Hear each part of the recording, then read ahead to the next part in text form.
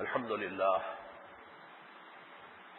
لله وكفى والصلاة والسلام على عباده الذين اصطفى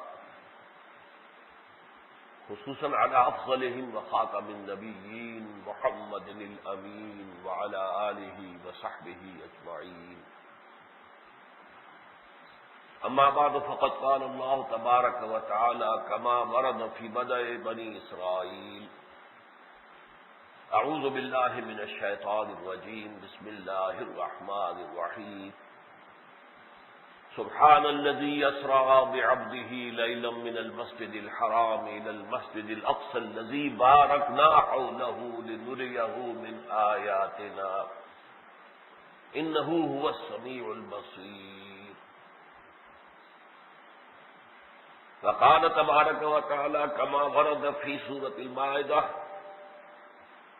وَإِذْ قَالَ مُوسَىٰ لِقَوْمِهِ يَا قَوْمِ اذْكُرُوا نِعْمَةَ اللَّهِ عَلَيْكُمْ إِذْ جَعَلَ فِيكُمْ أَنبِيَاءَ وَجَعَلَكُمْ مُلُوكًا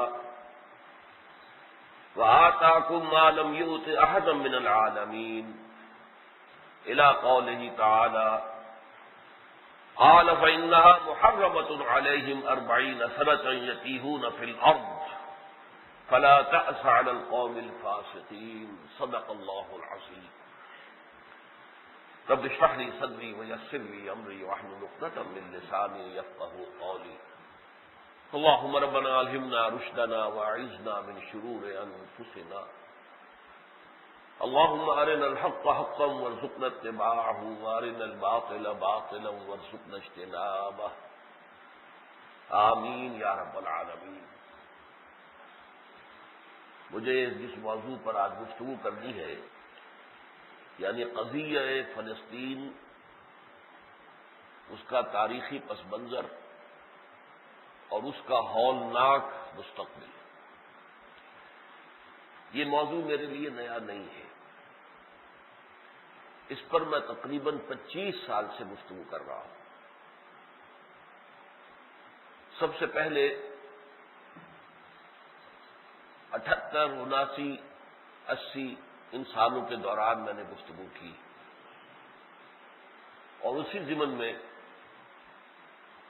سن 80 میں نیاگرا فالز، اہم مقام ہے امریکہ کا، کینیڈا اور USA کے مابین، جہاں مشہور زمانہ فال ہے، وہاں پر ایک اجلاس تھا، اسلامک میڈیکل ایسوسی ایشن آف نارتھ امریکہ. اس میں نے تقریر کی. اور یہ زمانہ وہ تھا کہ ایران میں انقلاب آیا تھا تازہ، اور اس کا بڑا ایک زور شور تھا، بڑا اس کا غلغلہ تھا، یہاں تک کہ یہ جو بہت کثیر الاشاعت ہفت روزن ہے امریکہ کے، ٹائمز اور نیوز ویک، انہوں نے موٹے اپنے خاص نمبر شائع کیے تھے. نیوز ویک کا ٹائٹل تھا دی ملیٹنٹ اسلام آن دی مارچ. اب جو ہے فوجی اسلام، عسکری اسلام اب آگے بڑھنا شروع ہو گیا ہے. گویا کہ دنیا کانپ رہی تھی، اتنا زبردست انقلاب وہاں آ گیا.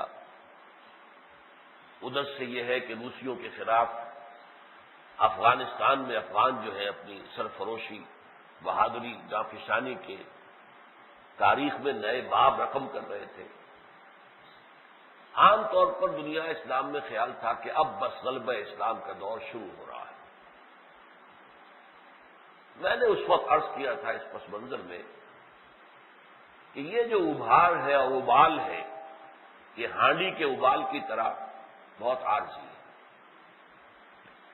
ابھی امت مسلمہ پر بڑے بڑے سخت دور آنے والے ہیں، بڑی بڑی سزائیں ملنے والی ہیں. البتہ یہ کہ اس کے بعد پھر ایک دور آنے والا ہے یقیناً کہ پوری دنیا پر اسلام کا غلبہ ہوگا. لیکن فی الحال میں نے اس وقت عرض کیا تھا، سن 80 کی میری تقریر ہے یہ، نیاگرا فالز پر آبشار جو ہے مشہور، کہ ابھی وقت جو ہے بہت برا آنا ہے، ڈپریشن کا دور آئے گا عالم اسلام پر. پھر میں نے سن 92 میں مضامین لکھے، نوائے وقت میں وہ چھپتے رہے. پھر کتابی شکل میں 1993 میں شائع ہوئے، آج سے 11-12 سال قبل، اور ان میں نے یہ عرض کیا تھا کہ سابقہ اور موجودہ مسلمان امتوں کا ماضی، حال اور مستقبل کیا ہے۔ سابقہ امت بنی اسرائیل، جن کو اللہ نے تورات دی، کتاب ہدایت دی اور کتاب شریعت دی، اور وہ قوم جو ہے حضرت موسیٰ علیہ السلام کی امت 2000 برس تک اس منصب پر فائز رہی کہ وہ دنیا میں اللہ کی نمائندہ تھے۔ 1400 قبل مسیح میں تورات عطا کی گئی ہے انہیں، اس وقت سے وہ امت مسلمہ تھے، اور جب حضور کی بعثت ہوئی ہے 610 عیسوی میں، آپ کی ولادت مبارکہ 571 عیسوی، آپ پر وحی کا آغاز 610 عیسوی، اور اس کے بھی 14 سال بعد 624 میں تحویل قبلہ کا حکم آیا کہ اب رخ جو ہے نماز میں بیت المقدس کی بجائے خانہ کعبہ کی طرف کر دو۔ یہ علامت تھی کہ سابقہ امت جس کا مرکز جو ہے بیت المقدس تھا، یروشلم تھا، اب وہ اپنی اس حیثیت سے معزول کر دی گئی، اور جو نئی امت وجود میں آئی ہے امت محمد صلی اللہ علیہ وسلم، جس کا مرکز خانہ کعبہ ہے، اب یہ امت اس مقام پر فائز کر دی گئی۔ اس حوالے سے اصل میں حضور کی بعثت تک 2000 سالہ جو ہے تاریخ تھی بنی اسرائیل کی۔ اس پس منظر میں آپ دیکھیے کہ فلسطین کے بارے میں ایک جملہ بڑا پیارا میں نے پڑھا غالباً نیوز ویک میں، Palestine is too small a geography but too long a history. فلسطین جو ہے وہ جغرافی کے اعتبار سے بہت چھوٹی جگہ ہے، ایک لمبی سی، جب تک کہ مغربی کنارے پر قبضہ نہیں ہوا تھا یہودیوں کا، اس وقت تک وہ ایک خنجر کے مانند تھی کہ اس سے اوپر کا حصہ دستہ ہے اور نیچے وہ تکون جا رہی ہے، اور وہ عالم عرب کے سینے میں پیوست ہے۔ اب وہ ویسٹ بینک پر بھی ان کا قبضہ ہے، تو وہ شکل اب نہیں رہی ہے، لیکن جب یہ وجود میں آیا تھا تو شکل یہ تھی خنجر کی۔ یہ خنجر نیچے بھی بہت تنگ ہوتا چلا گیا ہے، اوپر بھی بہت تنگ ہے، بیچ میں سے کچھ چوڑا ہے۔ میرے اندازے میں جو رقبہ ہماری سابقہ ریاست بہاولپور کا تھا وہ رقبہ ہے کوئی، too small a geography but too long a history. تاریخ اس کی 5000 سال کو پہنچی ہوئی۔ دنیا میں کوئی علاقہ نہیں ہے جس کی تاریخ اس طریقے سے محفوظ ہو جیسی کہ تاریخ اس علاقے کی محفوظ ہے۔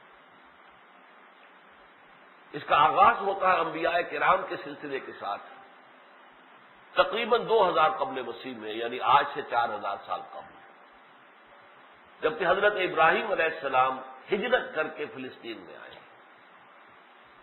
حضرت ابراہیم ابو الانبیاء، امام الناس، خلیل اللہ، یہ پیدا ہوئے تھے عراق میں، عراق کے بھی جنوبی حصے میں۔ ار جو ہے وہ شق العرب کے مغرب میں، لیکن خلیج فارس یا خلیج عرب کے بہت قریب واقع ہوا تھا شہر ار، اور یہ سلطنت کلدانیہ کا صدر مقام تھا، کیلڈین امپائر، جہاں کے بادشاہوں کو نمرود کہتے تھے۔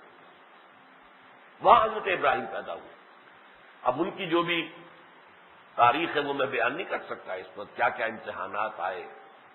البتہ جب آخری امتحان یہ آ گیا، آخری تو بعد میں آیا ہے، لیکن یہ کہ زندگی کے اعتبار سے کہ آگ میں ڈال دیے گئے، اب یہ گویا کہ آخری درجہ تھا قوم کی طرف سے امتحان کا۔ اللہ کی طرف سے امتحان بہت بڑا اس کے بعد ہوا ہے، کافی عرصے کے بعد، جبکہ جوان بیٹے کو ذبح کرنے کا حکم ہوا حضرت اسماعیل، وہ سب سے بڑا امتحان۔ لیکن دشمنوں کی طرف سے سب سے بڑا امتحان یہ تھا، اللہ نے آگ کو حکم دیا، گرو گلزار بن گئی، حضرت ابراہیم وہاں سے نکل آئے اور فوراً فیصلہ کر لیا، انی ذاہب الی ربی سیہدین، اب میں یہاں نہیں رہوں گا، میں ہجرت کر جاؤں گا۔ یہ اللہ کا قانون رہا ہے، جب کوئی قوم جس کی طرف کسی رسول کو بھیجا جائے، اور وہ قوم اس کی جان لینے پر آمادہ ہو جائے تو پھر اسے ہجرت کی اجازت ہو جاتی ہے کہ اب اس علاقے کو چھوڑ کر کہیں اور چلا جائے۔ یہی معاملہ حضور کے ساتھ ہوا جب قریش کے سرداروں نے دارالندوہ میں بیٹھ کر فیصلہ کر لیا قتل کرنے کا، تب حضور کے لیے ہجرت کی اجازت آ گئی۔ ہجرت حضرت ابراہیم نے کی کہ پہلے تو جنوبی عراق سے چل کر سیدھے گئے ہیں شمالی عراق تک۔ اس کی وجہ یہ ہے کہ عراق اور فلسطین کے درمیان بہت زبردست صحرا ہے۔ یہ سارا جو جارڈن کا صحرا ہے، جارڈن کے نام سے کوئی ملک اس وقت نہیں تھا، یہ سب عراق کا حصہ تھا، تو اس عراق کبھی شام کا حصہ ہو جاتا تھا، تو یہ زبردست صحرا ہے، اس کو عبور کرنا ممکن نہیں۔ پھر وہاں سے لیفٹ کو یا مغرب کو ہو کر فلسطین میں اترے اور یہاں انہوں نے اپنا مسکن بنا لیا، مرکز بنا لیا۔ اگرچہ بڑے بیٹے حضرت اسماعیل کو آباد کیا حجاز میں بیت اللہ کے قریب، لیکن یہ کہ حضرت ابراہیم کا اپنا مقام، اپنا قیام یہی رہا فلسطین میں۔ پھر ان کے بیٹے حضرت اسحاق کا مقام یہی رہا، پھر ان کے بیٹے حضرت ابراہیم کے پوتے حضرت یعقوب کا مقام بھی یہی رہا۔ یہ تین انبیاء کا تسلسل کے ساتھ وہاں قیام جو ہے، اس کو بھی بنی اسرائیل اپنی تاریخ شمار کرتے ہیں، حالانکہ یہ ان کی تاریخ نہیں ہے۔ بنی اسرائیل کا لفظ شروع ہوتا ہے حضرت یعقوب کے 12 بیٹوں سے، اسرائیل ان کا لقب تھا۔ عبرانی میں اسرائیل کا مطلب وہی ہے جو عربی میں عبداللہ، تو عبداللہ تھے حضرت یعقوب، نام ان کا یعقوب تھا اس لیے کہ وہ اور ان کے بڑے بھائی کیا ساتھ ہی پیدا ہوئے، جڑواں بھائی عیسو، یہ ایک ہی وقت میں پیدا ہوئے، لیکن پہلے عیسو کی ولادت ہوئی، پھر اس کے پیچھے یعقوب کی، تو عقب عربی میں کہتے ہیں، عبرانی میں کہتے ہیں پیچھے کو، تو پیچھے آنے والا یعقوب تھا علیہ الصلوۃ والسلام۔ بہرحال اس وقت تک بنی اسرائیل میں کوئی تصور موجود نہیں تھا ایک قوم کی حیثیت سے۔ پھر یہ وہاں سے حضرت یوسف کے زمانے میں مصر چلے گئے، 400-500 سال وہاں رہے، تو ان کا کوئی تعلق فلسطین کے ساتھ نہیں رہا۔ بنی اسرائیل کی تاریخ کے ساتھ ان سالوں کا، ان صدیوں کا کوئی تعلق۔ پھر حضرت موسیٰ کو اللہ نے بھیجا، اور وہاں جو شدید ترین غلامی میں اور تعذیب کی زندگی گزار رہے تھے، حضرت موسیٰ کے ذریعے سے نجات دی۔ 6 لاکھ، اب یہ اتنے عرصے میں 500-600 سال میں 70 افراد کا قافلہ جو مصر میں داخل ہوا تھا، وہ اب 6 لاکھ افراد کا بن گیا تھا، بڑے بوڑھے بچے جوان عورتیں مرد ملا کر ان کو لے کر نکلے۔ اور اسی وقت یہ یوں سمجھیے 1400 قبل مسیح، حضرت مسیح سے 1400 برس قبل، حضرت موسیٰ کو کوہ سینا پر بلا کر تورات دی گئی۔ وہاں سے آگے چلے اپنے 6 لاکھ کے قافلے کو لے کر، تو اب فلسطین کے سرحد پر پہنچ گئے، اور وہاں سے پھر حضرت موسیٰ نے حکم دیا اپنی قوم کو کہ اب جنگ کے لیے تیار ہو جاؤ اور اس ارض مقدس میں داخل ہو جاؤ۔ قرآن مجید میں یہ لفظ آ رہا ہے ارض مقدس، میں نے آیات آپ کو سنائی ہے۔ وَإِذْ قَالَ مُوسَىٰ لِقَوْمِهِ، یاد کرو جب کہ کہا تھا موسیٰ نے اپنی قوم سے، یا قوم اذکروا نعمت اللہ علیکم، اے میری قوم کے لوگوں، اللہ کے انعام و اکرام کو یاد کرو جو تم پر ہوا ہے۔ اذ جعل فیکم انبیاء، جبکہ تمہارے اندر انبیاء پیدا کیے۔ یوسف کون تھے؟ میں خود کون ہوں؟ اللہ کے نبی، اسرائیل کی نسل سے۔ وجعلکم ملوکا، اور یہ ہے پیشن گوئی، تمہارے اندر بادشاہ بھی بنائے، بڑے بڑے بادشاہ آئیں گے، طالوت آئیں گے، اور حضرت داؤد آئیں گے، حضرت سلیمان آئیں گے۔ وَآتَاكُم مَّا لَمْ يُؤْتِ أَحَدًا مِّنَ الْعَالَمِينَ، اور تمہیں وہ سب کچھ دیا اللہ نے جو کسی اور قوم کو پوری دنیا میں نہیں دیا۔ یا قوم ادخلوا الارض المقدسۃ التي كتب اللہ لكم، اے میری قوم کے لوگوں اب داخل ہو جاؤ اس ارض مقدس میں جو اللہ نے تمہارے لیے لکھ دی ہے، طے کر دی ہے، تمہیں دے دی ہے۔ اللہ کی طرف سے اللہ کا رسول یہ کہہ رہا تمہیں دے دی ہے، طے ہو چکا ہے، یہ مقدر ہے، ڈیسٹنی ہے اللہ کی طرف سے۔ وَلَا تَرْتَدُّوا عَلَىٰ أَدْبَارِكُمْ فَتَنقَلِبُوا خَاسِرِينَ، اب دیکھو بزدلی کا مظاہرہ نہ کرو، اپنی پیٹھوں پہ نہ مڑ جانا تاکہ پھر تم خسارے والے ہو جاؤ۔ اس کے بعد اور آیات بھی ہے، پھر آیت آتی ہے،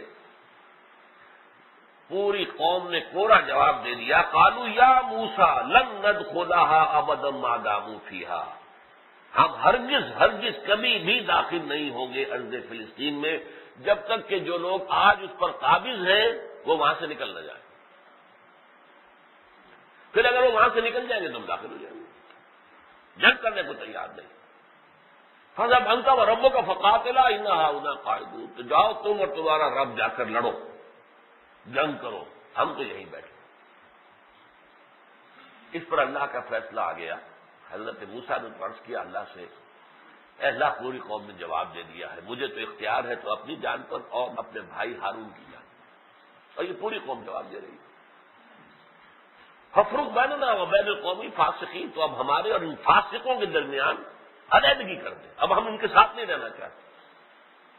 اللہ نے علیحدگی تو نہیں ہونے دی، البتہ یہ فرما دیا کہ یہ بزدلی نہ دکھاتے تو ہم ابھی ان کو فلسطین دے دیتے، لیکن انہوں نے بزدلی دکھائی ہے، فَإِنَّهَا مُحَرَّمَةٌ عَلَيْهِمْ 40 سنہ، تو اب یہ 40 برس تک یہ ارض مقدس ان پر حرام کر دی گئی، یتیہون فی الارض، اب وہ اسی زمین کے اندر بہکتے پھریں گے، بھٹکتے پھریں گے۔ فلا تأس علی القوم الفاسقین، اب تم افسوس نہ کرو اس فاسقوں کے بارے میں کہ ان کا یہ حشر ہو رہا ہے۔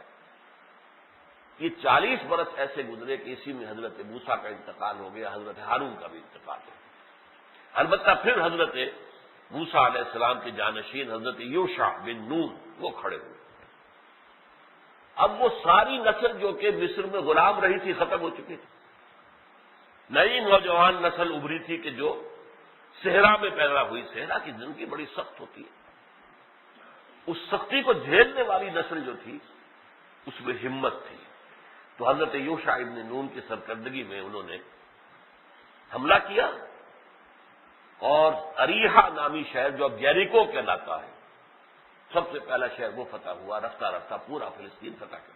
لیکن ایک بہت بڑی غلطی کیا کی، پورے فلسطین پر کوئی ایک حکومت قائم نہیں کی، 12 میں سے 10 قبیلوں نے اپنی چھوٹی چھوٹی ریاستیں قائم کر لی۔ 2 قبیلوں کا پتہ نہیں چلتا کہ کہاں گئے، انہیں کہتے ہیں the lost tribes of the house of Israel, Israel حضرت یعقوب کی خاندان کے جو 2 قبیلے، پھر ان کا کہیں تاریخ میں سراغ نہیں ملتا، اور میری ذاتی رائے یہ ہے کہ وہ انڈیا آئے ہیں، یہاں آ کر آباد ہوئے، اور یہاں کا برہمن جو ہے وہ وہی یہودی طبقہ ہے جو اس وقت آئے ہیں یہاں، اور برہما حضرت ابراہیم کا نام لے کر آئے ہیں، اور میرے نزدیک واللہ عالم، یقین سے میں بھی نہیں کہہ سکتا کہ ان کے جو اپنشد ہیں وہ حضرت ابراہیم کے صحیفے ہیں، صحف ابراہیم و موسیٰ، قرآن مجید میں 2 جگہ ذکر ہے صحف ابراہیم، وہ آج ہمارے پاس کہیں نہیں ہے۔ تورات بگڑی تگڑی ہے تو صحیح نا، زبور محرف ہو کچھ ہو ہے تو صحیح، انجیل کیسی بھی ہو ہے تو صحیح، لیکن صحف ابراہیم کے نام سے کوئی کتاب آج دنیا میں نہیں ہے۔ میری رائے ہے کہ یہ اپنشد سے، اور میں نے اپنشد کا کچھ مطالعہ کر کے رائے قائم کی۔ بہرحال انہوں نے 10 چھوٹی چھوٹی ریاستیں قائم کر لی، اب 10 ریاستیں ہوں گی، آپس میں لڑیں گی بھڑیں گی، ادھر سے ادھر ادھر سے ادھر۔ پھر یہ بھی ہوا جیسے کہ ہندوستان میں ہوا تھا، جب انگریز آیا ہے اور جنوبی ہند میں وہ کوشش کر رہا تھا، اور ٹیپو سلطان ان کے مقابلے میں کھڑا تھا، پہلے حیدر علی باپ اور پھر سلطان، تو آپس میں جو چھوٹی ریاستیں تھیں مسلمانوں کی وہی لڑ رہی تھی، وہی ٹیپو کے خلاف انگریز کی مدد کر رہی تھی۔ اسی طرح ان کی بھی ریاستوں کا حشر ہوا کہ آس پاس کی جو مشرک قومیں تھیں یہ ان سے مدد لیتے تھے ایک دوسرے کے خلاف، ہوتے ہوتے ان کا اتنا اثر و نفوذ ہو گیا کہ تقریباً وہ پورے فلسطین پر قابض ہو گئے مشرک اقوام، اور ان کو اپنے گھروں سے نکال باہر کیا۔ یہ 300 برس کی تاریخ ہے جو میں نے ان جملوں میں آپ کو بیان کی ہے۔ پھر انہیں ہوش آیا کہ ہمیں تو جہاد کرنا چاہیے۔ جو وقت کے نبی تھے ان سے کہا کہ ہمارے لیے ایک بادشاہ، اور میں سمجھتا ہوں یہ بادشاہ سے مراد ہے سپہ سالار، اب ہمیں جنگ کرنی ہے تو ہمارے لیے ایک سپہ سالار معین کر دیں۔ حضرت طالوت کو انہوں نے معین کیا، اللہ تعالیٰ نے حضرت طالوت کو فتح دی جالوت کے مقابلے میں، اور حضرت داؤد ایک نوجوان، بالکل نوجوان، اور وہ بھی جو چرانے والا بھیڑوں بکریوں کا چرواہا، وہ آیا اور اس نے عین وقت پر آ کر جالوت کو اپنے گوپیے کا پتھر تھا اس سے مارا، ہلاک کیا۔ بہرحال اس سے یہود کی تاریخ کا زرین باب شروع ہوا، جیسے کہ ہمارے ہاں خلفائے ثلاثہ کا زرین باب ہے۔ میں چار نہیں کہہ رہا، حضرت علی رضی اللہ تعالیٰ عنہ کا دور باہمی جنگ و جدل کا دور ہے۔ البتہ حضرت ابو بکر، حضرت عمر، حضرت عثمان، خلفائے ثلاثہ ان کا دور ہے جو اسلام کی اصل عظمت کا دور ہے۔ اسی طرح کا وہاں بھی تین تھے، اور یہ ان کی خلافت راشدہ ہے میرے نزدیک، تقریباً 100 برس پر محیط ہے یہ، 900 قبل مسیح تک، 1000 قبل مسیح سے لے کر تقریباً، اور اس میں حضرت طالوت ہوئے، پھر ان کے داماد حضرت داؤد ہوئے علیہ الصلاۃ والسلام، پھر ان کے بیٹے حضرت سلیمان ہوئے علیہ الصلاۃ والسلام، لیکن پھر ان کا ایک دور زوال شروع ہو گیا۔ وہ دور زوال کیا تھا؟ سلطنت دو حصوں میں تقسیم ہو گئی حضرت سلیمان کے دو بیٹوں کے درمیان، شمالی اسرائیل، جنوبی یہودیہ، جیوڈی، آج کل جو کہتے ہیں جیوڈی، JUDAE، جیوڈی، شمالی سلطنت کا سامریہ اس کا دارالخلافہ تھا، اور یروشلم جنوبی کا تھا۔ پھر یہ آپس میں لڑتے بھی تھے۔ نتیجہ یہ ہوا کہ 700 قبل مسیح میں اشوریوں نے شمالی سلطنت اسرائیل کی ختم کر دی، صرف یہودیہ چھوٹی رہ گئی نیچے جنوبی، یروشلم اس میں موجود تھا۔ پھر ان کے ہاں فسق و فجور کا جب اور بازار گرم ہوا تو اللہ تعالیٰ نے عراق کے بادشاہ اس وقت کا نمرود نبوکد نظر کے ہاتھوں ان کی زبردست پٹائی کی، زبردست عذاب آیا، لاکھوں ان کے آدمی قتل ہوئے۔ حضرت سلیمان نے جو معبد بنایا تھا، جو مسجد بنائی تھی، وہ تھی اصل مسجد اقصی جو حضرت سلیمان نے بنائی تھی، وہ اسے ٹیمپل کہتے ہیں، ٹیمپل یا مسجد اقصی اس نے گرا دی، کوئی اینٹ سلامت نہیں رہنے دی، لاکھوں کو قتل کیا آن دی اسپاٹ یروشلم میں، 6 لاکھ کو قیدی بنا کر لے گیا بیبیلونیا، بابل۔ اب بابل جو ہے وہ سلطنت عراق کا وہ ہے صدر مقام بن چکا تھا، بیبیلونیا۔ یہ بڑی عظیم ان کی یوں سمجھیے کہ 150 برس تک پھر فلسطین خالی رہا یہودیوں سے۔ اس کے بعد ایران کا بادشاہ سائرس بدر عام پر آیا، اس نے عراق پر حملہ کیا اور نمرود کو شکست دے کر اب ان کو اجازت دے دی کہ جاؤ تم واپس جا سکتے ہو، تمہیں جو یہاں قید رکھا ہوا تھا تو تقریباً 100 برس کیپٹیوٹی میں رہے، اسے کہتے ہیں وہ دی ایرا آف کیپٹیوٹی، کہ ہم اس وقت رہے اسیر، پھر واپس گئے، اور حضرت عزیر علیہ الصلاۃ والسلام ان کی زبردست ایک دعوت اٹھی، توبہ کرو، باز آ جاؤ اپنی حرام خوریوں سے، حرام کاریوں سے باز آ جاؤ، مشرکانہ اوہام جو تم نے اختیار کر لیے ہیں، مشرک عورتوں سے شادیاں کر کر کے تم نے جو ہے اپنے آپ کو برباد کیا، توبہ کرو۔ تمام شادیاں جو بنی اسرائیل نے کی تھی مشرک عورتوں سے، سب کو نل اینڈ وائڈ کیا گیا، ختم کیا گیا۔ ایک زبردست اصلاحی تحریک، پرج، بنی اسرائیل کی پرج کی گئی، ان کو پاک کیا گیا، صاف کیا گیا۔ تو اس کے بعد جو ہے اللہ تعالیٰ نے، اور پھر یہی کہ 150 برس کے بعد پھر وہ معبد سلیمانی جو گرا پڑا تھا اس کو دوبارہ انہوں نے تعمیر کیا۔ اس کو کہتے ہیں سیکنڈ ٹیمپل، تاریخ کی اصطلاح میں سیکنڈ ٹیمپل۔ پھر اس کے بعد ان پر کبھی یونانی جو ہے حملہ آور ہوئے، سکندر اعظم یہیں سے گزر کر آیا پنجاب تک تہس نہس کرتے ہوئے، پھر اس کا سپہ سالار سلیوکس، اس کی حکومت رہی ان پر، پھر کچھ عرصے کے بعد رومنز آ گئے، رومنز نے یہاں پر حکومت قائم کر دی۔ البتہ رومنز نے یہ کام کیا تھا، براہ راست اس کے اوپر قبضہ نہیں کیا، بلکہ وہاں پر لوکل بادشاہتیں رہنے دیں، جیسے ہندوستان میں انگریز نے آ کر بہت سی ریاستیں رہنے دی۔ اب یہ نواب صاحب بھاولپور، وہ بھاولپور کے حکمران ہیں، اور یہ مہاراجا کشمیر ہے، یہ سب تھے انگریز کے تحت۔ انگریز ریزیڈنٹ بیٹھا ہوا دیکھ رہا تھا، ساری انگلیاں وہ ہلاتا تھا، بظاہر جو ہے وہ نواب صاحب بیٹھے ہوئے ہیں یا مہاراجا راجا بیٹھے ہوئے ہیں۔ اسی طریقے سے فلسطین کا انتظام کیا اس نے۔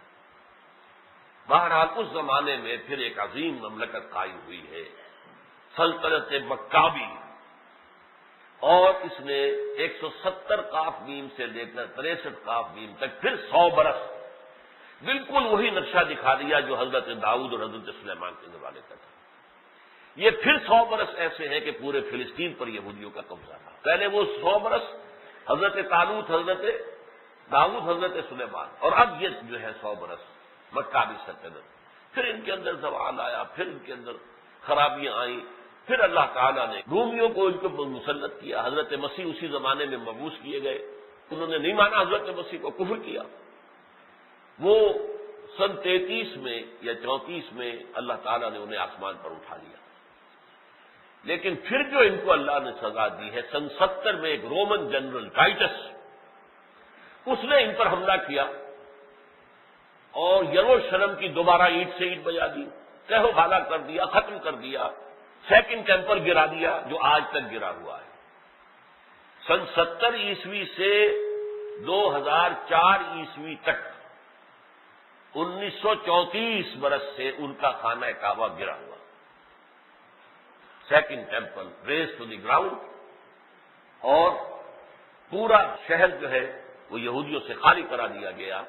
1,33,000 یہودی ٹائٹس نے ایک دن میں قتل کیے ہیں یروشلم میں. 67,000 کو وہ قیدی بنا کر لے گیا ہے یورپ.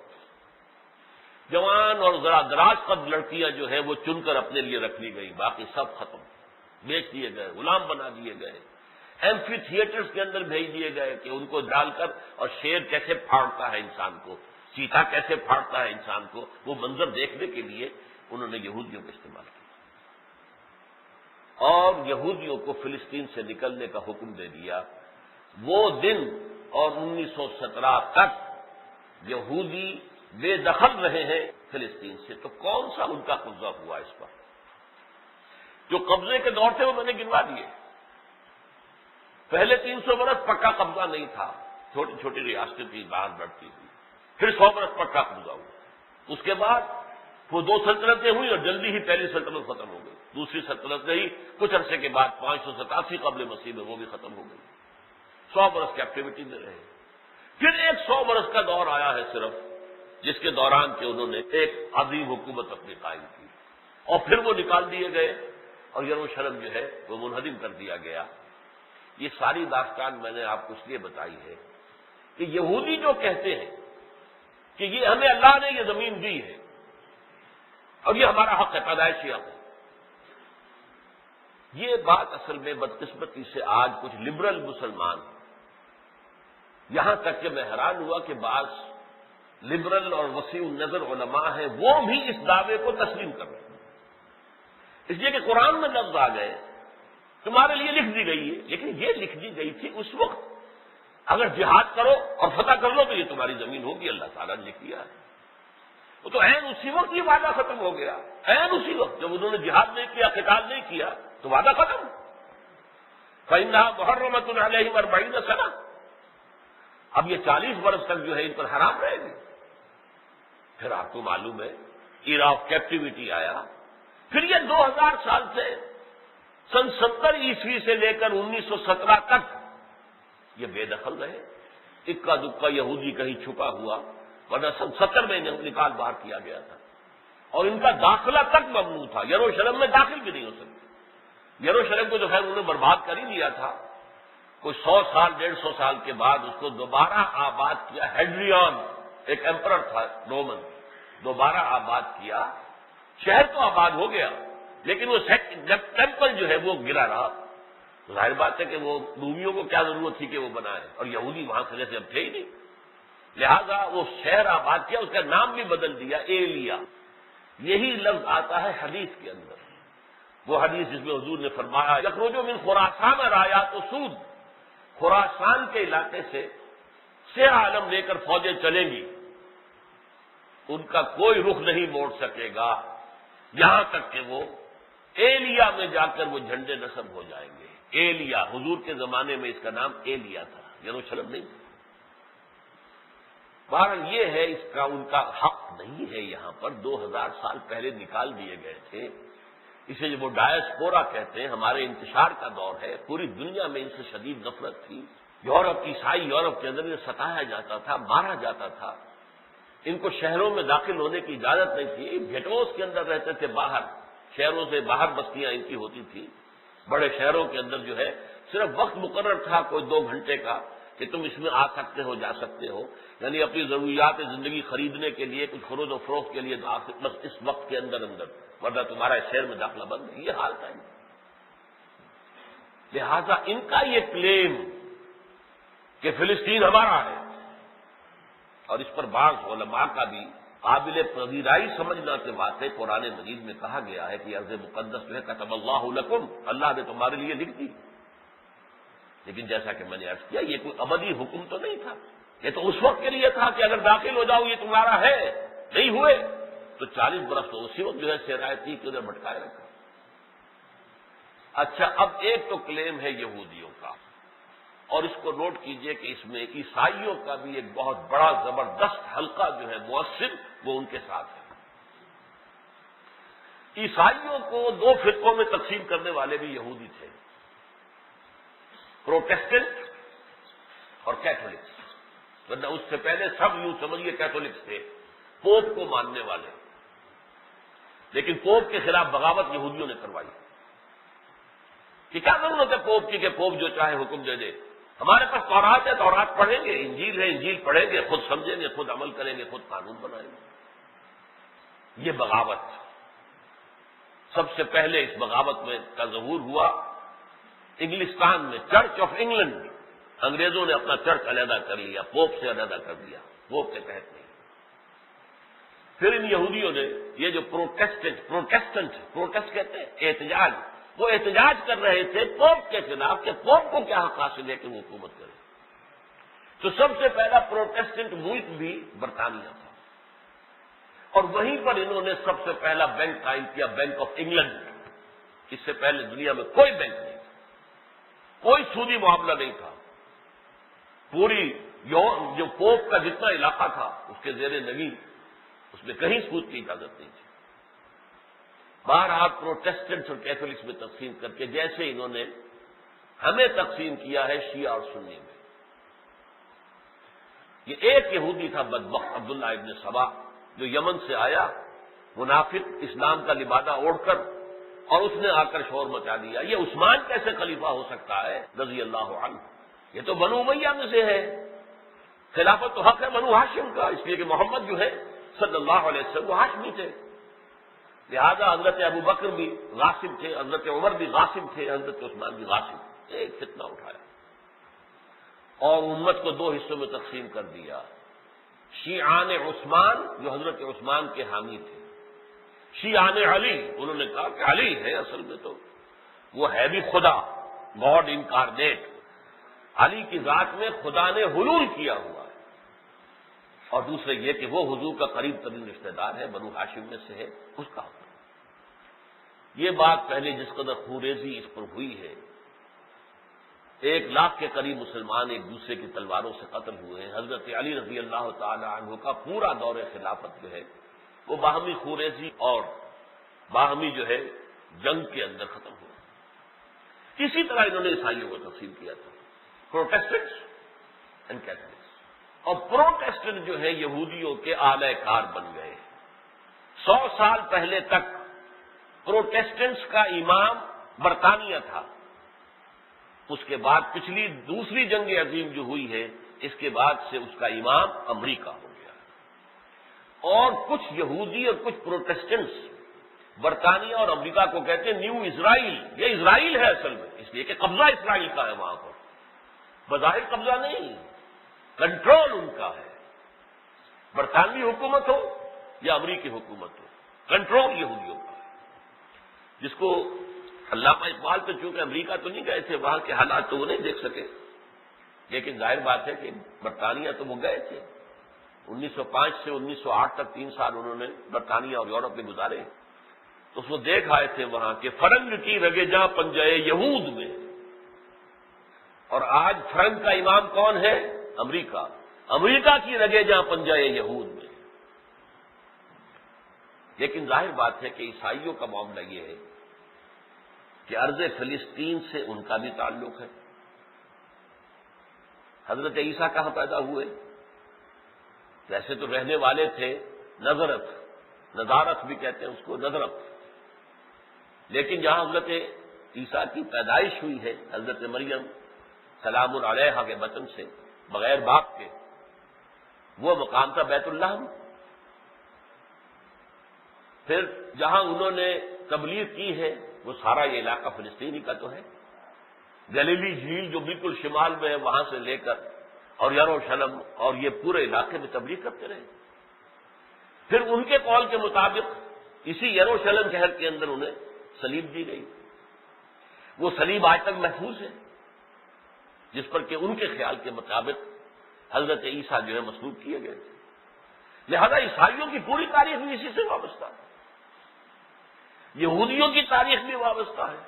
اچھا، سب سے بڑی بات کیا کہ یہودیوں کو اللہ نے تورات جو دی تھی وہ صحرائے سینا میں دی تھی۔ جبل طور کہاں ہے؟ جیسے حضور پر پہلی وحی آئی ہے جبل نور، جس میں کہ غار حرا ہے، اور حضرت موسیٰ کو جو اللہ سے ہم کلامی ہوئی اور پھر وہیں پر انہیں تورات دی گئی وہ جبل طور ہے سینائی ڈیزرٹ کے اندر۔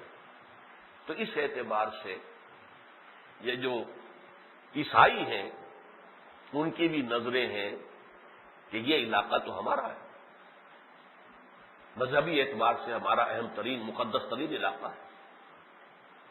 یہی وجہ ہے دیکھیے کہ حضرت عیسیٰ علیہ السلام کے آسمان پر اٹھائے جانے کے 1000 سال بعد، جبکہ جدید اصطلاح میں کہا جائے گا سیکنڈ ملینیم شروع ہو گئی، دوسرا 1000 سال شروع ہو گیا، اس وقت انہوں نے کروسیڈز شروع کی، حملے شروع کیے ارض مقدس کو مسلمانوں کے قبضے سے واگزار کرنے کے لیے۔ یہ تو ہماری زمین ہے، لہذا یہ کروسیڈز کے اندر انتہائی خونریزی ہوئی، اور ان کروسیڈز میں جو پہلا ریلا آیا تھا اس کے مسلمان بھی تیار نہیں تھے۔ ساحل میڈیٹرینین جو ہے اس کے اوپر اکثر بستیاں اجڑ گئیں، برباد ہو گئیں، تباہ ہو گئیں، اور پھر وہ یروشلم تک پہنچ گئے۔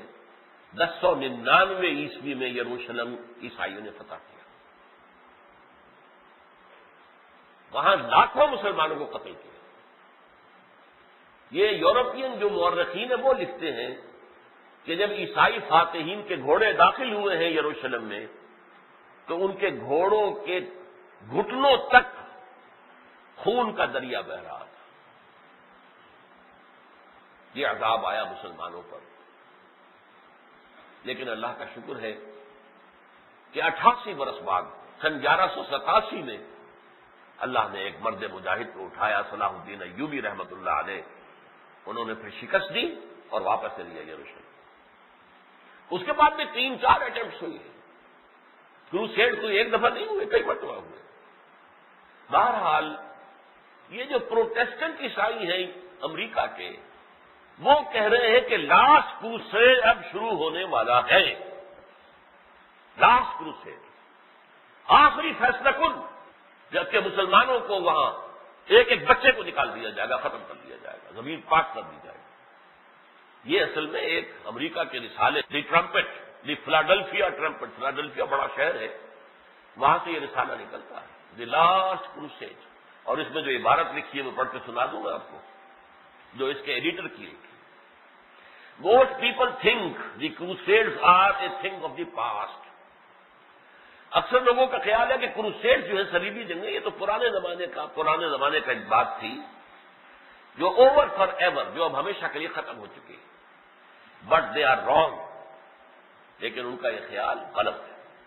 Preparations are being made for a final crusade, اب تیاریاں ہو رہی ہیں ایک آخری کروسیڈ کے لیے، and it will be the bloodiest of all, اور یہ جو آخری جنگ ہوگی صلیبی، یہ پچھلی تمام صلیبی جنگوں کے مقابلے میں بلڈیسٹ ہوگی، سب سے زیادہ خونی ہوگی، خونریزی ہوگی۔ میں یہاں آیا ہوں، اب مستقبل کیا ہے؟ مستقبل جو ہے سامنے آ گیا ہے۔ دیکھیے سن 70 سے نکالے ہوئے یہودی، جو انتہائی پرسیکیوشن جن کی ہوئی ہے، پہلے کروسیڈ میں جہاں مسلمانوں کا قتل عام ہوا ہے برابر یہودیوں کا بھی ہوا ہے، کیونکہ عیسائیوں کو یہودیوں سے بھی شدید نفرت تھی۔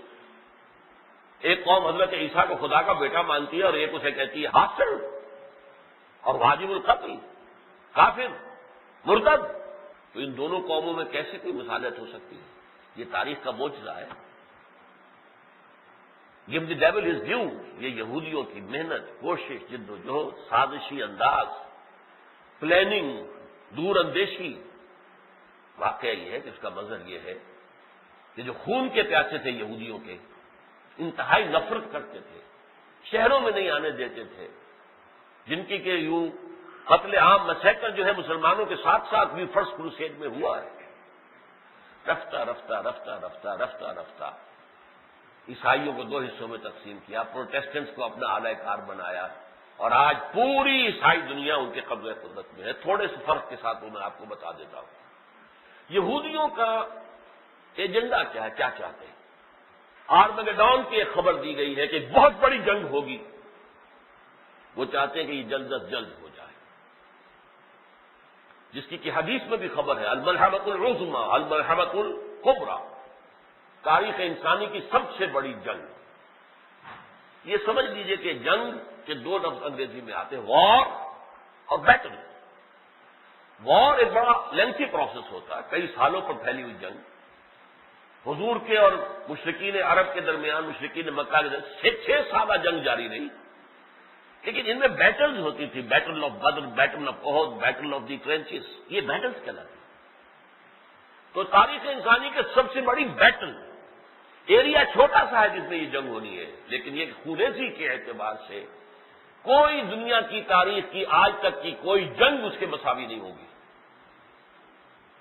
پہلے تو آرمگیڈون ہو جائے، آرمگیڈون کے نتیجے میں گریٹر اسرائیل قائم ہو جائے، اس کے لیے کوشش ہو رہی ہے۔ آپ ذرا سوچئے، یہ امریکہ نے عراق پہ کیوں حملہ کیا؟ کوئی وجہ سامنے نہیں آئی، ابھی تک نہیں آئی۔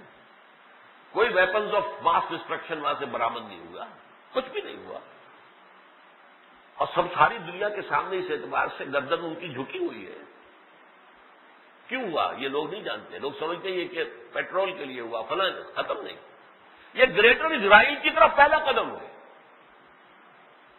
یہ تو 1991 کی جو جنگ تھی، پہلی جنگ، خلیجی جنگ، اس میں جو کمانڈر ان چیف تھا، جو کولیشن آرمی تھی، شوارز کرافٹ، اس نے صاف کہہ دیا تھا آخر میں، بعد میں، we fought this war for the protection of Israel. اب یہ جو جنگ ہو رہی ہے، عراق بہت بڑا علاقہ ہے، اور سارا جو کلیم ہے وہ یہودیوں کا ہے، یہ گریٹر اسرائیل ہم نے بنانا ہے۔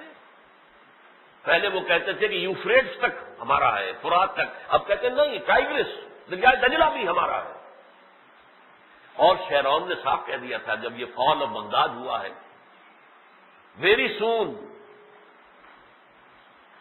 ان قریب عراق پر ہمارا قبضہ ہوگا۔ یہ ساری تیاری اس کی ہے۔ یہ یہودی ہیں جو چابی دے رہے ہیں بش کو، اور بش کے جو ساتھی ہیں، رمزفیلڈ ہو یا کوئی بھی ہو، ان کو چابی دینے والے یہودی ہیں۔ 9/11 کا واقعہ کرنے والے یہودی ہیں۔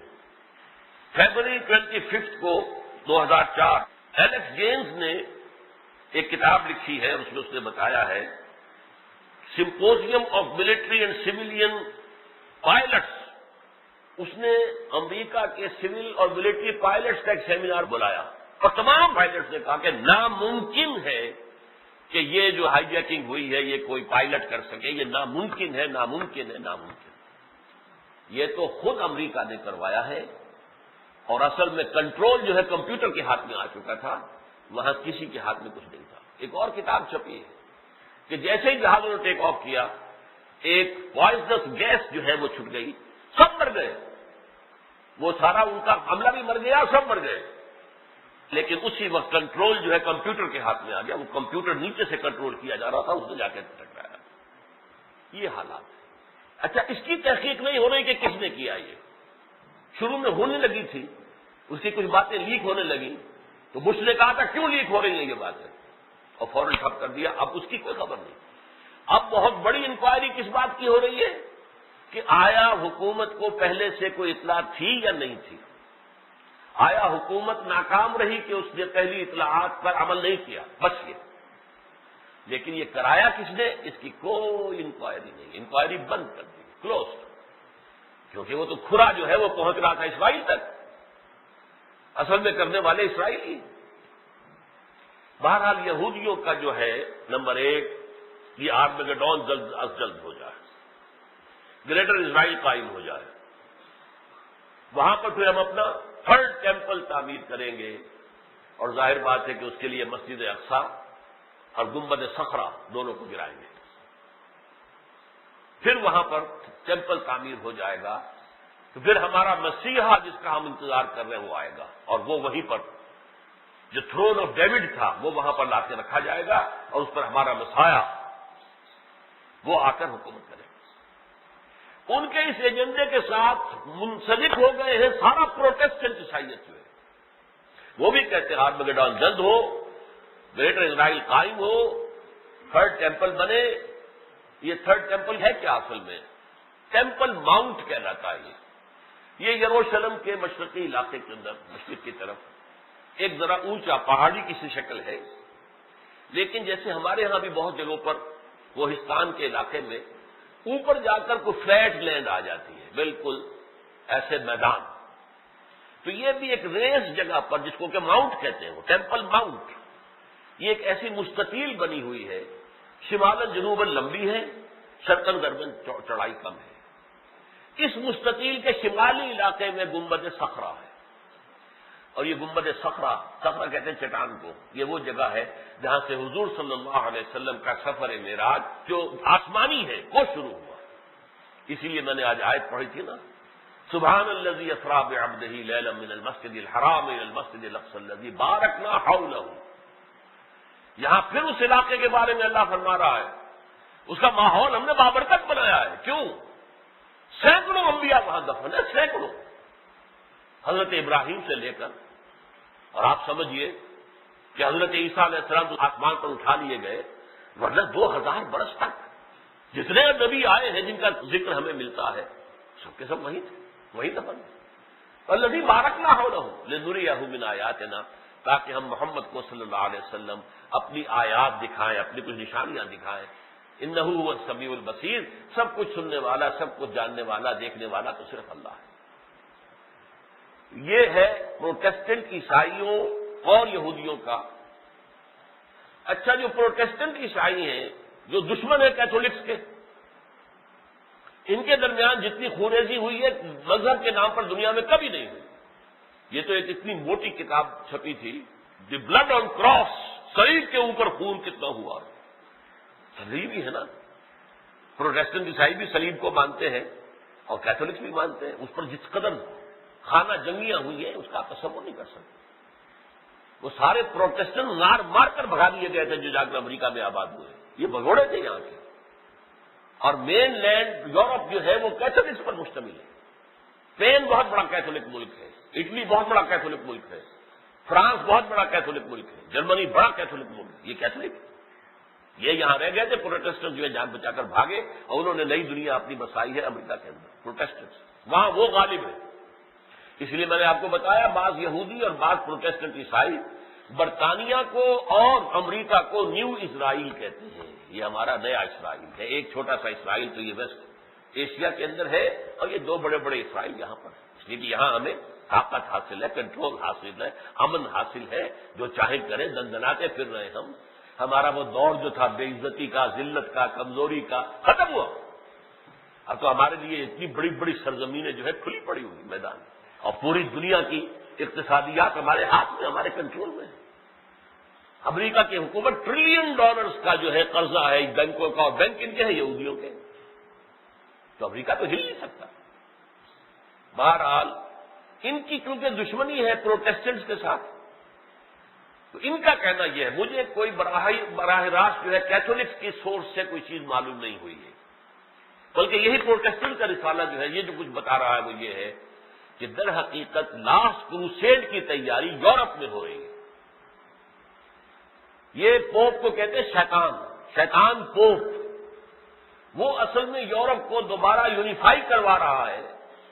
یہ پورا یورپ ایک جو ہو رہا ہے، تاریخ میں کہیں رومن امپائر ہوتی تھی کبھی، جس کے اندر یہ کیفیت تھی کہ پورا یورپ تقریباً جو ہے وہ ایک بادشاہ کے تحت تھا، اب اس کی ہسٹری جو ہے دوبارہ دہرائی جا رہی ہے۔ یہ اصل میں پوپ کروا رہا ہے رومن کیتھولک بہت بڑی امپیریلزم قائم کرنے کے لیے. اور یہ جو اب نیٹو سے علیحدہ ہو کر اپنی علیحدہ یورپ کی علیحدہ فوج بنانے کے لیے تیاری ہو رہی ہے تاکہ امریکہ کا کنٹرول ہم پر نہ رہے، تو یہ صرف اقتصادی معاملہ نہیں ہے کہ جو امریکہ اور یورپ کے درمیان ہے، بلکہ یہ بنیادی ہے. یہ کیتھولک ہے، وہ پروٹیسٹنٹس ہے. اور پروٹیسٹنٹ کا کہنا یہ ہے کہ کیتھولک عیسائی جو ہے وہ چاہتے ہیں کہ فلسطین کو ہم فتح کریں، یہودیوں کو بھی ختم کریں، مسلمانوں کو بھی ختم کریں، اور وہاں پر کیتھولک عیسائی ریاست قائم ہو جائے، جیسے ایسٹ تیمور میں قائم ہو گئی. ایک بڑا جزیرہ جو تھا جو انڈونیشیا کا، اس کو تقسیم کر دیا گیا. ایسٹ تیمور پر حکومت کس کی بنی ہے؟ کیتھولک عیسائیت کی، کیتھولک کرسچینٹی کی. یہی معاملہ ہو رہا ہے ابھی، یوں سمجھے ان دی آفنگ ہے، نائجیریا میں یہی ہو رہا ہے. وہاں پہ کیتھولک عیسائیت جو ہے مسلمانوں کے ساتھ جس طریقے سے جنگ کر رہی ہے، اور وہ چاہتے ہیں کہ نائجیریا کے ابھی کم سے کم ایک بڑا حصہ جو ہے وہ ہم رومن کیتھولک حکومت بنا دیں. بہرحال یہ ایجنڈا ہے. گویا کہ یہودی، رومن کیتھولک، پروٹیسٹنٹ عیسائی، یہ تینوں جو ہے اس وقت ان کی نگاہ اس چھوٹی سی زمین پر ہے. الہی خیر میرے آشیاں کی، زمین پر ہے نگاہیں آسماں کی. یہ سارا جو معاملہ ہے اب یہ ارض فلسطین پر آ گیا ہے. اب اس کا حل کیا ہو؟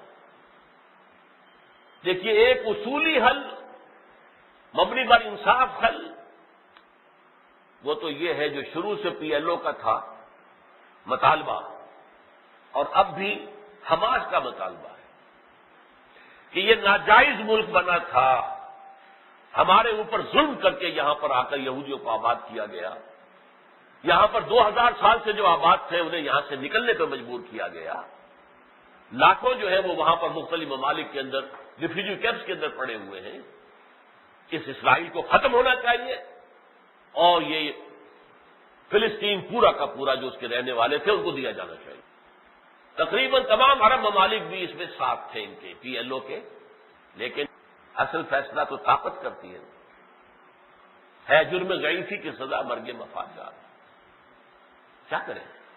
امریکہ ان کی پشت پر ہے، سول سپریم پاور اور نرف ان کی پشت پر ہے. یورپ سے بھی کبھی کبھی امیدیں بنتی ہیں کہ وہ کچھ یہودیوں کے خلاف بات کر دیتے ہیں، کچھ فلسطینیوں کی حق کی بات کر دیتے ہیں، لیکن ان کا بھی ایجنڈا اگر یہ ہے کہ اصل میں یہاں سے یہودیوں اور مسلمانوں سب کو نکال کر رومن کیتھولک حکومت قائم کی جائے. ہم کو ان سے وفا کی ہے امید جو نہیں جانتے وفا کیا ہے. جنہوں نے کروسیڈز کے اندر، کروسیڈز میں امریکہ تو نہیں آیا تھا نا، امریکہ تو اس وقت معلوم ہی نہیں لگے کہاں ہوتا ہے وہ امریکہ. اس گلوب کے کس حصے پر امریکہ نامی کوئی ملک کوئی تھا ہی نہیں. یہ سب کا سب جو تھے یہ سارے یورپین طاقتیں تھیں، انگلینڈ تک تھے. کنگ رچرڈ دی لائن ہارٹڈ، شیر دل، وہ بھی آیا تھا جس میں شکست دی ہے صلاح الدین ایوبی نے رحمت اللہ علیہ. بہرحال یہ صورتحال ہے جو ہمارے ہاں بھی کہا جاتا ہے بھائی زمینی حقائق کو دیکھو. اصولی بات تو کچھ اور ہے. اصولی بات تو یہ ہے کہ کشمیر پورا پاکستان کا حصہ ہے، لیکن بس کیا کریں، حالات کو دیکھو، فیکٹس آن دی گراؤنڈ دیکھو، حالات کے مطابق بات کرو. کچھ لو اور کچھ دو، اور وہ سارا دینا ہی دینا ہوگا، لینے کا کوئی سوال نہیں ہوگا. بھارت ایک انچ زمین نہیں دے گا آپ کو. بہت آپ سمجھیں گے غنیمت کی اگر لائن آف کنٹرول کو مائنس پلس کر کے اسے مستقل جو ہے سرحد بنا دیا جائے، اس کے علاوہ کوئی توقع نہیں. اسی طرح کا معاملہ یہ ہے. پی ایل او نے ایک زمانہ ہوا کہ ہاتھ ڈال دیے کہ اچھا ٹھیک ہے اسرائیل بھی رہے لیکن ایک فلسطینی ریاست بھی بن جائے. اب اسی پر 10 سال سے نیگوشیشنز ہو رہی ہیں. کہیں ہو رہی ہیں، کہیں اوسلو سے شروع ہو رہا ہے، کہیں میڈرڈ کے اندر ہو رہا ہے، کہیں کیمپ ڈیوڈ میں ہو رہا ہے، کہیں ہو رہا ہے. یہ 10 12 سال 13 سال گزر گئے، لیکن ظاہر بات ہے اس مسئلے کا کوئی حل ہے ہی نہیں. یہ چھوٹا سا جغرافیہ اور اس پر اتنے لوگوں کی نگاہیں ہیں. دنیا میں کوئی مثال انسانی تاریخ کے اندر کوئی اور مثال موجود ہی نہیں. امریکہ کی نگاہیں ہیں، یہودیوں کی نگاہیں ہیں، پروٹیسٹنٹس کی نگاہیں ہیں، کیتھولکس کی نگاہیں، اور مسلمان بیچارہ وہاں پر پٹ رہا ہے، مار کھا رہا ہے. کیا کریں؟ تو حالات اگر تو دیکھا جائے بھائی حالات میں جو بھی کچھ لیا جا سکے تو پی ایل او کی بات بھی کسی درجے میں صحیح ہے اگر ہمارے صدر مشرف صاحب کی بات صحیح ہے. کیا کریں؟ امریکہ کے سامنے سر جھکانے کے علاوہ چارہ کار کیا ہے؟ کین وی فائٹ امریکہ؟ اور یہ جب آخری شکل میں بات آئے گی کہ اپنے یہ ختم کرو نیوکلیئر ویپنز یا ہمارے اوپن ایگزامینیشن کے لیے کھول دو اس کو، ورنہ اس ورنہ کا جواب ہمارے پاس کیا ہوگا؟ ورنہ پھر اسی تنخواہ پہ کام کروں. ہمارا حال تو یہ ہے جرم ضعیفی کی سزا مرگ مفاجات. First of all Pakistan Pakistan Pakistan Pakistan کو نہیں، اور بے دست و پا کر کے امریکہ پاکستان کو بھارت کے قدموں میں گرا دے گا. لو یہ ہے موجود، تمہاری مارکیٹ ہے بہت اچھی، تمہاری مصنوعات یہاں بکیں گی، بہت بڑی مارکیٹ ہے، 14-15 کروڑ انسانوں کی مارکیٹ ہے.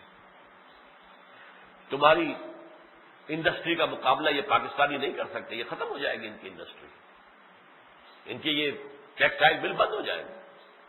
ہاں تم کپڑا بھیجو یہ خریدیں گے، تم کاریں بھیجو یہ خریدیں گے، تم سٹیل بھیجو یہ خریدیں گے. کار اگر جاپان سے لے سکتے ہیں تو تم سے کیوں نہیں لیں گے؟ بہت سستی کار ہے جاپان کی کار کے مقابلے. بہرحال یہ تو میں دوسری طرف چل پڑا. آج جو صورتحال میں بتانے آیا تھا، آرمگیڈون اب زیادہ دور نہیں ہے، ان قریب، اور اس کے لیے یورپ بھرپور تیاریاں کر رہا ہے. یورپ کا یکجا ہو جانا، اور یہ بات بھی پوپ نے رکھ دی ہے کہ اس یورپ کے دستور میں لکھ دیا جائے گا کہ اس کا آفیشل ریلیجن کیتھولک کرسچینٹی ہے. ابھی اگرچہ فیصلہ آخری نہیں ہوا لیکن ہو جائے گا. اور ایک عجیب بات آپ نے نوٹ کی ہوگی، سائپرس کی اتنی زیادہ کیوں پیٹ میں درد اٹھا ہوا ہے یونائٹڈ نیشنز کے؟ کوفی عنان صاحب بار بار آ رہے ہیں، جمع ہو جاؤ تم ایک ہو جاؤ، ٹرکش سائپرس. اس کا میں اس سے پہلے پڑھ چکا ہوں ایک جگہ. اصل میں یہ نیٹو کی یا یورپ کی فورسز جو ہیں ان کا صدر مقام تھا پہلے جرمنی، وہاں سے یہ کوسوو وغیرہ کی طرف منتقل ہوئے. اب یہاں سے ان کا نیکسٹ اسٹیپ جو ہے وہ سائپرس ہے، اور سائپرس جو ہے وہ بنے گا اصل میں جمپنگ پیڈ. یہاں سے فلسطین بہت قریب ہے، یہاں سے حملہ ہوگا، اور اس حملے میں اتنی خوریزی ہوگی، اتنی خوریزی ہوگی، اتنی خوریزی ہوگی جس کا ہم تصور نہیں کر سکتے. کیونکہ جب تک وہ مسجد اقصی کو نہ گرائیں، جب تک کہ وہ قبۃ الصخرہ کو نہ گرائیں، ان کا تھرڈ ٹیمپل نہیں بنتا. اب وہ قابض ہیں، قبضہ ان کے پاس ہے، دنیا کی عظیم ترین عسکری قوت ان کی پشت پر ہے. اب اس سے بڑی بات کیا ہے کہ اس بدبخت شیرون نے فیصلہ کیا ہے غازہ کی پٹی سے تو چند ہیں وہاں پہ سیٹلمنٹس، وہ تو ودرا کر لیں گے. کل 140 مربع میل ہے، کیا اس کا رقبہ ہے؟ کچھ بھی نہیں. لیکن ویسٹ بینک جو اصل فلسطینی ریاست بنتا اس کے بارے میں کہتے ہیں وہاں جو سیٹلمنٹ ہم نے بنائے وہ نہیں گرائیں گے، وہ یہودی علاقہ ہی رہے گا. 12 چھوٹے چھوٹے جزیرے جو ہیں اس ویسٹ بینک کے اندر یہودیوں کے بن جائیں گے، اور ویسٹ بینک جس کو کہتے ہیں وہ کہ یہ ہم فلسطینیوں کو دے دیں گے، وہ کھٹا پھٹا اور ٹکڑے بن کر رہ جائیں گے، ان کی کوئی حیثیت نہیں ہوگی. پھر ریاست کیسے بنے گی؟ ان کے درمیان تو کمیونیکیشن بھی نہیں ہوگی ایکسپٹ تھرو اسرائیل، جب چاہیں گے بند کر دیں گے. اور اس پلان کو شیرون گیا تھا اور جا کر منظوری لے آیا ہے، اور بش نے کہا ٹھیک ہے یہ کرو اس معاملے. اب تک کیا تھا کہ نہیں ویسٹ بینک پورا جو ہے وہ واپس دے دو، اس لیے کہ یہ تم نے 1967 کی جنگ میں اس کے اوپر قبضہ کیا تھا، اسے واپس دے دو اور یہاں پر فلسطینی ریاست، یہاں اور غازہ کی پٹی میں فلسطینی ریاست بناؤ. لیکن یہ ہے کہ اب آخری فیصلہ یہ آیا ہے اور اس پر بش نے داد دی ہے کہ ٹھیک ہے بہت اچھا فیصلہ، آگے بڑھو. حسنی مبارک چند دن پہلے ہو کر آیا ہے اور اس نے وہاں دھمکی یہ دی تھی بش کو کہ یہ جو پیس پروسیس اب لمبا کھنچتا جا رہا ہے، روڈ میپ تم نے بنایا تھا وہ روڈ میپ سے تو ادھر یا ادھر لیفٹ یا رائٹ معاملہ جا رہا ہے. It is sending tremors in the Arab world. اس سے عرب دنیا کے اندر زلزلے آ رہے ہیں. عوام کے دل کب تک سہیں گے، کب تک سیکھیں گے؟ جنگ آمد بجنگ آمد. یہ عوام جن کے اندر جوش ہے، نوجوان جن کے اندر جو یہودیوں کی جو نفرت ہے وہ ان کے اعصاب کے اندر پلی ہوئی، یہ اٹھے اور پھر وہ ہوگا ہولوکاسٹ، بلڈیسٹ، انتہائی خوریز معاملہ آنے والا ہے ملت عرب کے لیے. یہ ہے وہ ہولناک منظر جسے حضور نے بھی الملحمۃ العظمی، الملحمۃ الکبریٰ، عظیم ترین جنگ تاریخ انسانی کی، مستقبل سوائے اس کے اور کوئی نہیں، کوئی راستہ نہیں۔ اقول قولی ھذا واستغفر اللہ لی ولکم ولسائر المسلمین والمسلمات۔